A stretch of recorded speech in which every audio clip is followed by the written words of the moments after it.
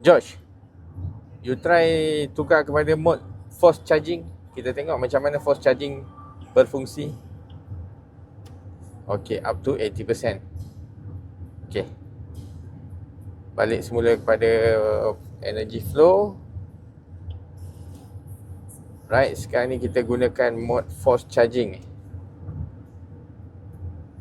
Oh, nampak tu, dia keluar. Bila mata kita tak fokus pada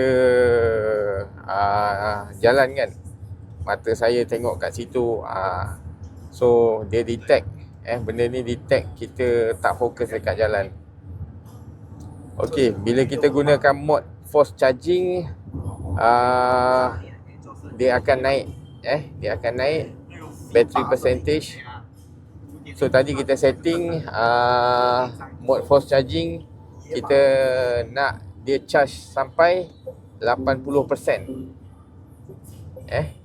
Kita nak dia charge sampai 80%.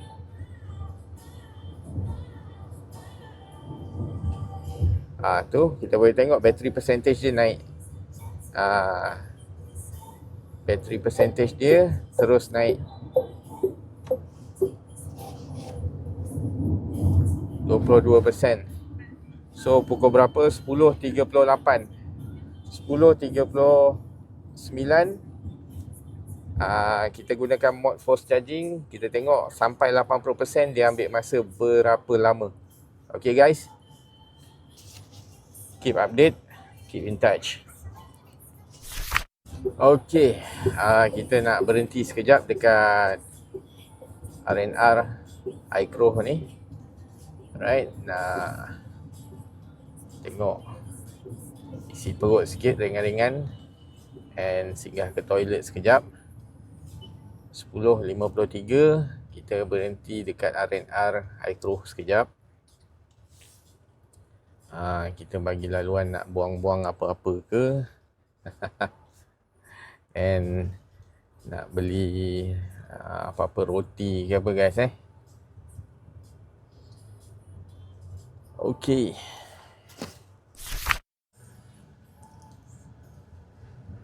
Okay guys, 11.10 minit kita sambung balik perjalanan. Lepas dah rehat, berhenti sekejap kat R&R iCrow ni. Rehat minum teh. Okay, kita sambung balik perjalanan ke Kuala Lumpur. Okay, masih lagi dalam mode force charging, power management. Okay, kita pergi force balik. Alright, kita set sehingga 80%. Kita sambung untuk dia charge balik. So bateri dah ada battery range dah ada 50 km. So daripada 20 km tadi dalam masa berapa minit kita tak tengok, lupa nanti kita check balik dekat video. So tadi charge daripada 20 km drive range, sekarang dah naik kepada 50 km drive range. Kita set sehingga 80% bateri. Kita tengok dia ambil masa berapa lama.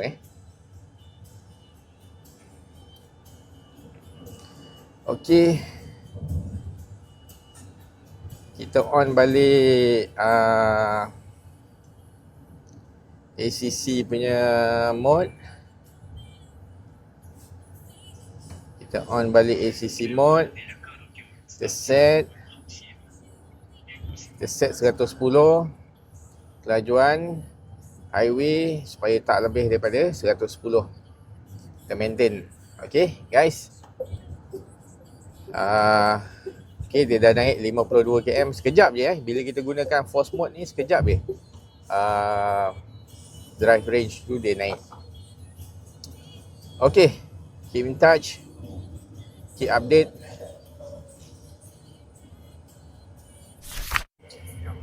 Okay guys, update kita punya battery percentage menggunakan force charging dah okay, complete 80%.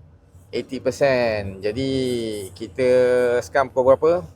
11.35. Tadi kita start guna force charging daripada 20%. pada pukul berapa tadi 10.38 ke gitulah. So campur tolak, kita berhenti dekat RNR tadi tak sampai 1 jam lah Total overall dalam lebih kurang 40 minit lebih kurang lah macam tu. Untuk dia daripada 20% ke 80%. Jadi kita tengok dengan 80% ni kita boleh pergi 73 km. 73 km. So minyak, penggunaan minyak pula, petrol, range tadi daripada 600 lebih, sekarang tinggal 514 km. Sebab apa? Kita gunakan mode force charging. So dia gunakan engine untuk recharge balik bateri. So bateri level dah pergi ke 80%. Kalau kita teruskan dengan mode force charging macam ni, so kereta ni akan maintainkan bateri tu kekal pada 80%. Let's say dia drop sikit, nanti engine akan hidup balik untuk kekalkan bateri percentage. Okey, untuk mode force charging ni dia lebih sesuai kepada orang yang kepenggunaan dia macam contoh dia duduk apartmen ke, duduk pangsapuri ke, yang susah untuk dapatkan charging dekat rumah kan. Sebab duduk rumah tinggi kat bawah tak ada plug untuk charge. Jadi korang boleh gunakan mode force charging. Tapi jangan selalulah, sebab apa? Kekerapan kita gunakan mode force charging, that means kita punya fuel consumption juga tidak akan dapat orang kata maksimum yang kita nak. Okay, alright. So sekarang saya nak offkan balik force charging. Okay, battery percentage 81% sekarang. So kita offkan. Okay, power management kita balik semula gunakan smart. Okey, bila kita guna smart, kita tengok engine dah off. So sekarang kita gunakan mode EV balik. Alright guys, keep in touch, keep update.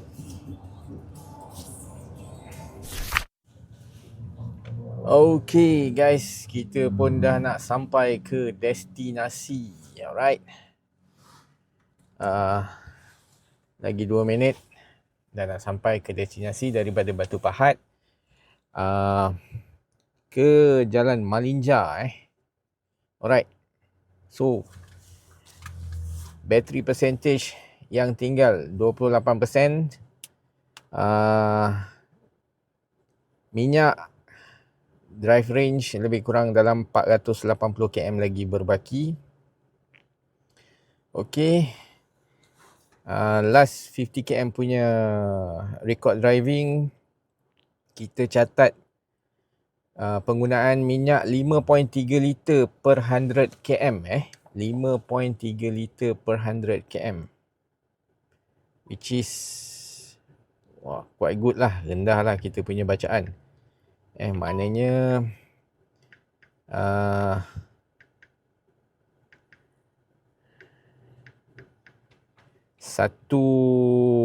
km kita pakai 1 liter kita boleh dapat lebih kurang 19 kilometer. 1 km kita dapat lebih kurang 19 kilometer. 1 liter kita boleh dapat 19 kilometer. Untuk driving range, rekod yang kita catatkan lah. Okey, yang mana kita dah nak sampai, masih lagi berbaki 480 km untuk drive range petrol dan 27% untuk bateri kita.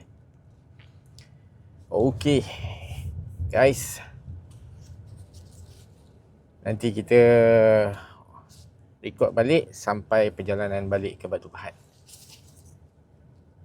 Okay, keep in touch, keep update.